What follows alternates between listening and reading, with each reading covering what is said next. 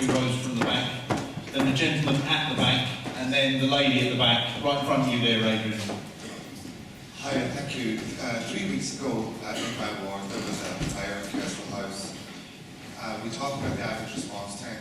What is failed to listen and be said is that once the response time gets to the foyer in front of the building, you do not take into account the fact that the firefighters still have to go up 13 flights of stairs, carry manual equipment, and up to God's time to get to the 13th floor to where the source of the fire takes place. So that adds on extra time as well. My second point on that is people seem to forget that Clerkenwell has got equipment to use in the event of another terrorist attack.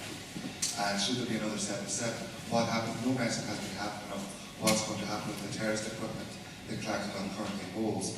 And I did invite Boris to attend the scrutiny committee 3 times. Once, no response. Second time I was refused, and the third time he didn't even bother to get back to me.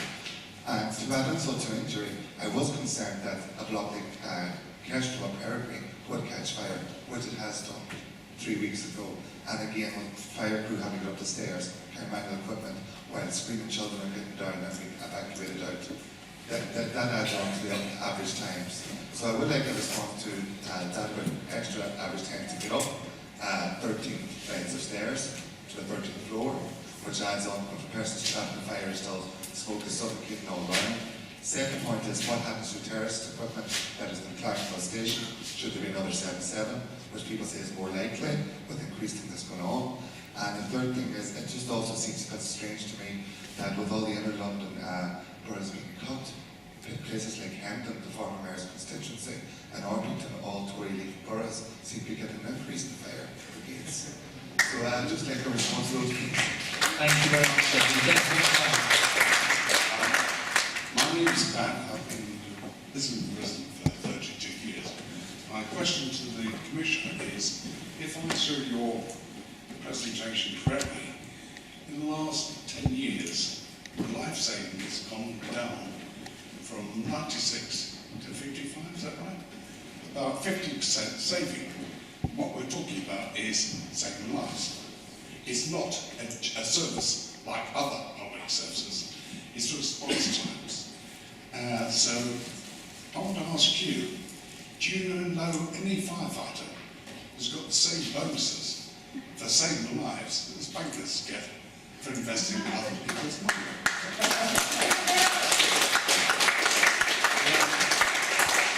I'm making a point, but I think it's a point that our civics voters, and this comes to the point for the Conservative member here.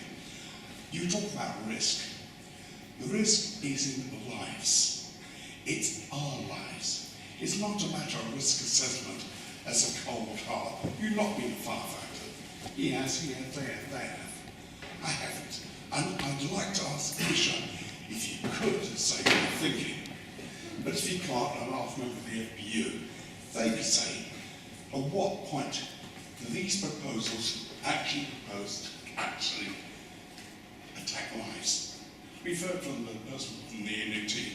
Now, last but not least, the consultation, which I presume people have been bounced into through legal measures. Now, my understanding of the consultation for the last 25 years is that consultation has been often used as a term to endorse a decision that's already taken.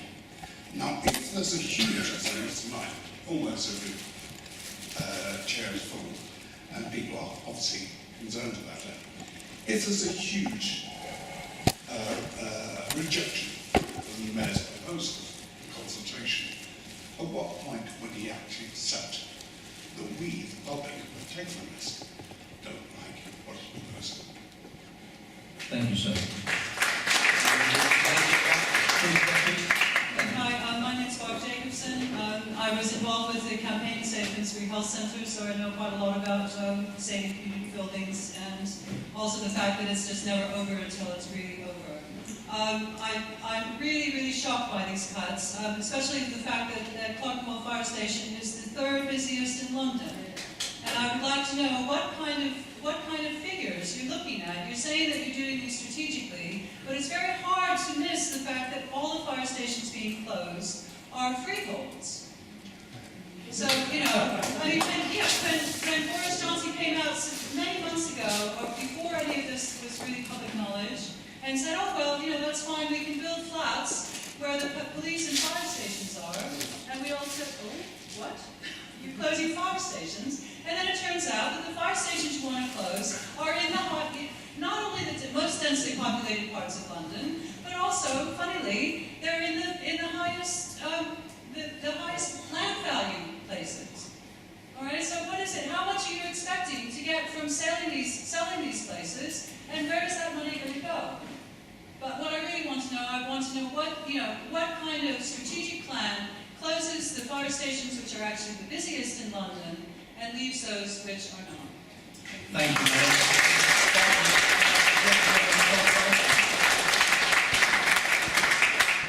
Thank you very much.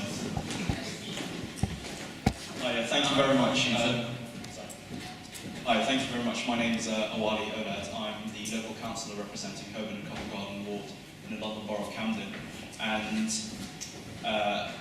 I've got a few residents here today. Kenny, who's been speaking rather eloquently, is one of my constituents who actually lives in the Bourne estate, one of the most densely populated estates in the country, over 500 residents. And you've also got some of the most densely populated estates in the country where I represent. At the same time, you've got around 200,000 people who live and work south of the Euston Road, over 6,000 businesses, the biggest nighttime economy in the country, 5 primary schools, 2 hospitals, well actually 3 hospitals if you include University College Hospital, Holborn Station, where you actually have a higher level of people coming through there, as much as Heathrow Airport. You've also got Corums Fields, and if you're telling me that you're going to remove the only fire station that serves this level, this amount of people and this amount of population, then I'm sorry to say it's not only balmy, but it's disgraceful, and you should be totally ashamed.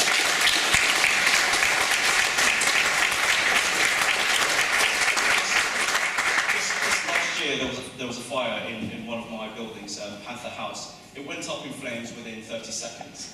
If Clerkenwell Fire Station burnt there in literally minutes, then it would have taken up 2 extra estates in that part of the ward. And yes, you are absolutely right that this is being privatised to get maximum receipts for, I don't know, Qatari oil barons or whatever type of people you want to sell this off to.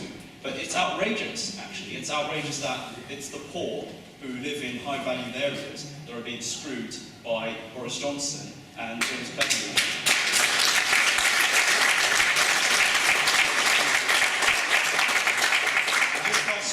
Just last week we had an area forum where over 100 people turned up, and it was a unanimous vote against the closure of Clerkenwell Fire Station. And I do hope that James Cleverly and our Assembly members and the fire commander here today actually listen carefully, not only to the local councillors or the local politicians or some of the local activists, but actually listen to Fire Brigades Union, who I have observed that haven't been invited to sit on a panel, which is outrageous, because we need to hear from the people who actually carry out the day-to-day work. Where are they? I can't see them apart from the outside. And actually listen to the 11,000 residents I represent in my ward. If you add the King's Cross, Bloomsbury and Clerkenwell wards, Clerkenwell being Islington, you're looking at over 50,000–60,000 people who live south of the Euston Road, who are going to be affected by this, who will have no fire station to look after them. And I think it's disgraceful that David Cameron is giving tax cuts to the rich, while Boris Johnson is putting the cherry on top by giving them a council tax freeze. It's just disgraceful, it's disgusting.